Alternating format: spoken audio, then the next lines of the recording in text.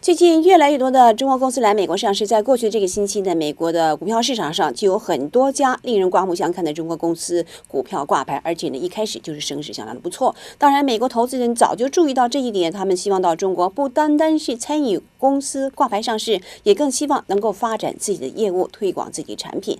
但是不是能够一帆风顺的进行，这要取决于对中国文化、中国历史、对中国管理理念以及中国一些处事哲学的认识程度。最近有一些公司呢，是因为在沟通不同，不但是效率降低，造成误会，甚至是一些有希望的项目也得到搁浅。那么最近在美国的书市上出现了一本书，那么这种书就是对这种沟通遇到的障碍问题应该如何解决，那就是《Lessons in Communication》。那么这本书呢，有很多相当有意思的实例，从在宾主到餐厅去吃饭，中美文化不同导致的一些笑话和一些误会，一直到一些管理理念以及管理风格如何集中两方面文化的优势，而形成最有效的一种管理团队和管理方式。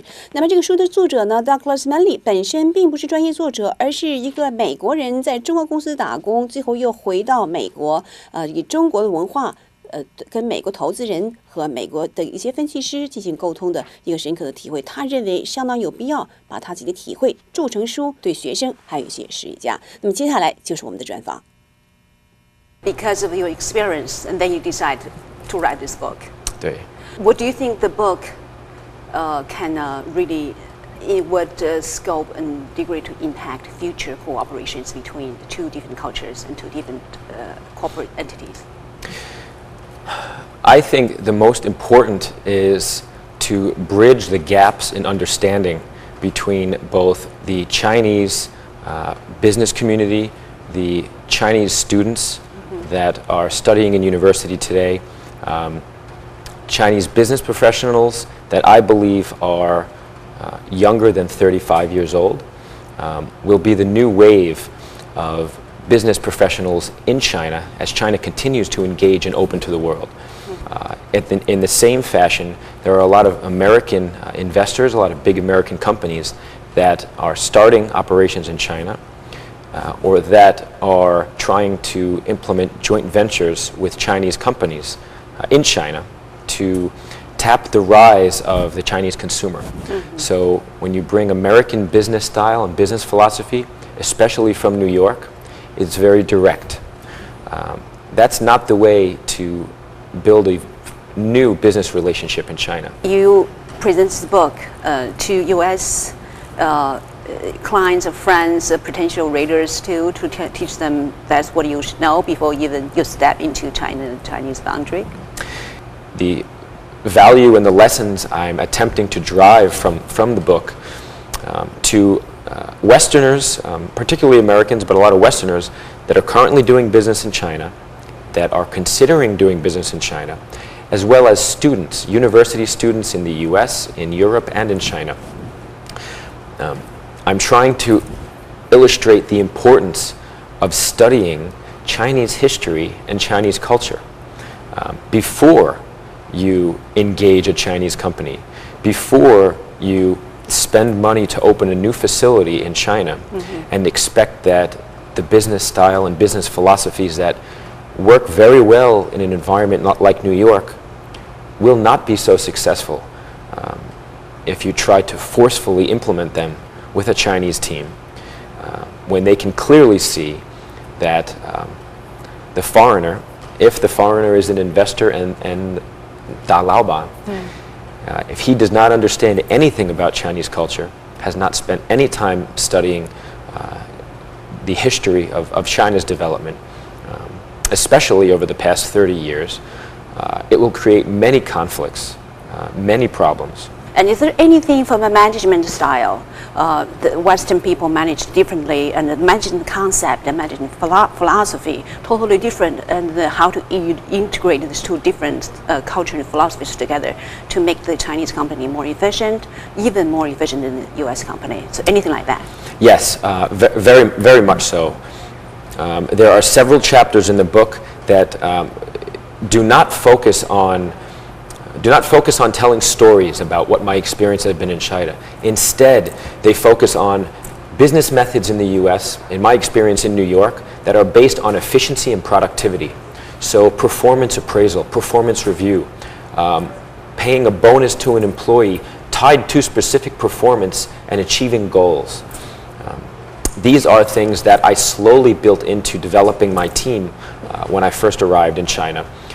Initially, it was a bit of a challenge. As time went on, and my Chinese workforce with myself together collectively developed and drafted the goals that we all contribute to building together.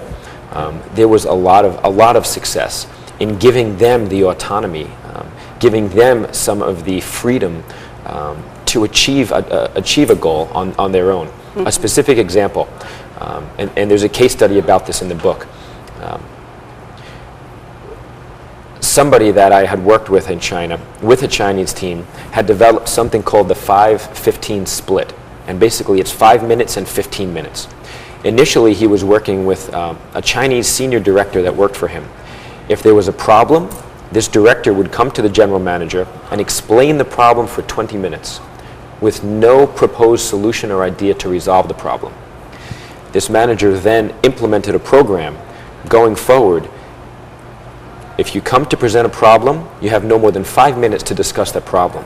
The other 15 minutes, you must propose 3 different ideas on how you think we can resolve the problem.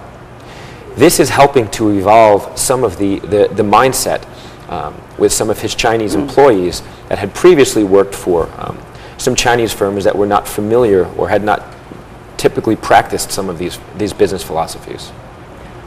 Yeah, you are actually working for a Chinese company, so you are the investors' relations representative on their behalf. So what is the advantage of you, now you're learning Chinese, you speak Chinese, as a Westerner, New Yorker, represent the Chinese company from China to talk to investors back here in the United States? What is the advantage of you being in this position, actually your book we're trying to promote? Essentially, it's trying to deliver the message that it doesn't matter how much experience you have elsewhere in the world. If you go to a new culture, one that has been changing rapidly, or the business environment that's been changing rapidly, especially over the past 20 or 30 years in China, it's very important to realize that you're a student and you have a lot of things to learn. Instead of taking a business model, taking some capital and investing to try to grow a business in China. So basically the difference between the US business style, the Chinese culture, the two of them collide. They're on very different wavelengths. So what I am doing with SinoHub, an investor relations role, is helping the mainland, well, the U.S. investor community, the analysts, the Wall Street bankers that we work with, helping them to better understand what it's like on the ground in China to develop and build out our team, how we're going about motivating them. Our company has 700 employees now. When we went public in New York in 2008, 70% of our Chinese employees had stock options. This is something that some of our Chinese management team said most of the Chinese workers will not be interested in stock options. Once the company went public and we can all align our focus towards valuation for the shareholders and we can all track as the stock grows, it was shocking and actually very exciting to see how aligned our Chinese workforce was towards the fact that we're all driving shareholder value. So this is one of the examples that we're really aggressively working on.